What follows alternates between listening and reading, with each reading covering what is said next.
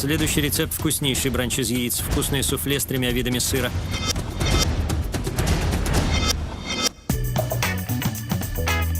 Смешиваем муку, сахар, разрыхлитель, соль и перец.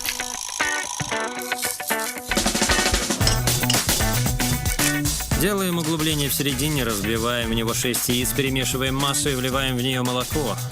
Снова тщательно размешивая. Затем добавляем 3 вида сыра: домашний зерненый, тертый Монтерей Джек или чеддер и сливочный сыр.